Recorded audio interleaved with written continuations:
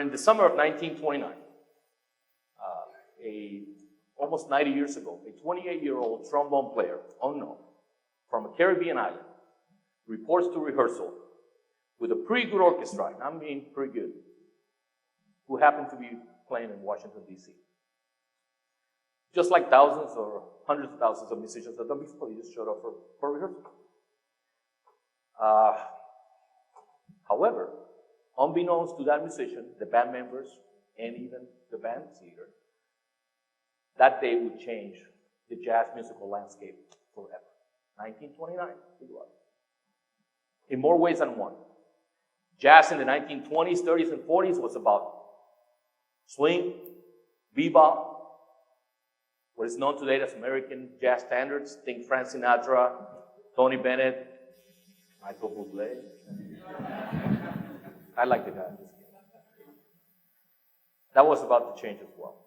The Latin influence of that one individual forever changed, very quietly, the jazz world.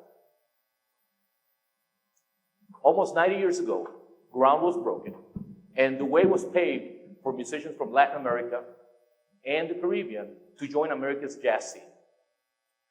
The road, obviously, was not going to be an easy one to travel, but there was no turning back. Before post-World War II, Latin music stars like Francisco Gutierrez Grillo, better known as Machito, spearheaded by New Yorican Juilliard-trained band leader and percussionist Tito Puente, Cuban Damaso Perez Prado, who found fame while a resident of Mexico, or Puerto Rico native, San Juan, Puerto Rico native, Tito Rodriguez, el inolvidable, the unforgettable one.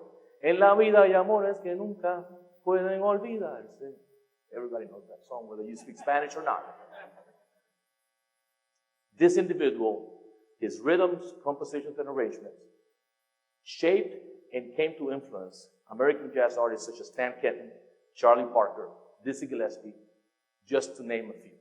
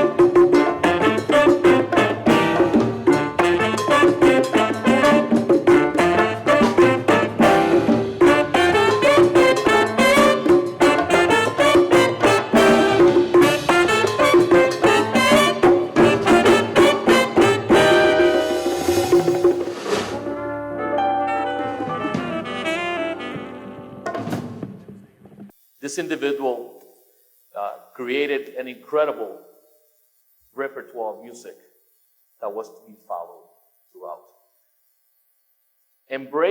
My advice is embrace change and diversity of thought. I'm not saying, don't misunderstand me. I'm not saying he's the father of Latin jazz. He's probably an uncle, as Beth. What I'm saying is that what he did was influence the influences and forever change the jazz concept, or the concept of jazz music. In our great city and throughout the United States, we're experiencing an explosion of different music genres. Mind you, I'm only focusing on Latin music. But our city has accepted and attracted musicians from all over the world, brought to us by the impact of social, economic, and political immigration. Musicians from Mexico, Puerto Rico, Cuba, Dominican Republic, Venezuela, Panama, Colombia, Brazil, just to name a few places. As much as our city loves our mariachis, cumbias, bolero, Tejano music, this cultural renaissance has allowed us musicians, as well as the audience, to appreciate and accept alternative music genres, different stuff.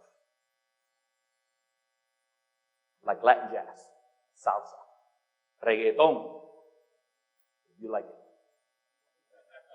merengue, bachata, all those. I go back to that one unknown trombone player, unknown to you probably still, because this is his legacy, and we are his successors. On piano, from Nuevo Laredo, Mexico, Frank Cano. On bass, from Anchorage, Alaska, Daniel White. On drums, from Chicago, Illinois, Mike Bice. From the Bronx, New York City, New York, on bongos, Gabriel Garcia.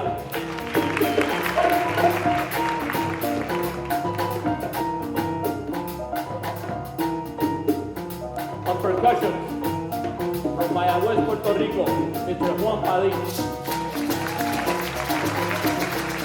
Our lead vocalist, from Camagüey, Cuba, Mr. Gilberto Álvarez.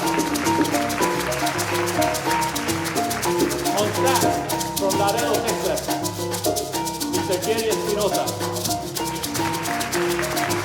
On trumpet, from Havana, Cuba, Mr. Aile Uriarte. On trombone, Natiao Latin Jazz Musical Director. From Guánica, Puerto Rico, Mr. Ricardo Richie Vega. I am Jose Amador, and this is Natiao Latin Jazz. Hit it. By the way, the name of the song